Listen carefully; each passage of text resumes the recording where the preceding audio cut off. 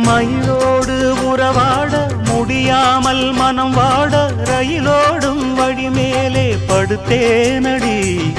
ரயிலோடி வரும் முன்னே மயிலோடி வரும் என்று நினைத்தே அதுபோல நடித்தேனடி.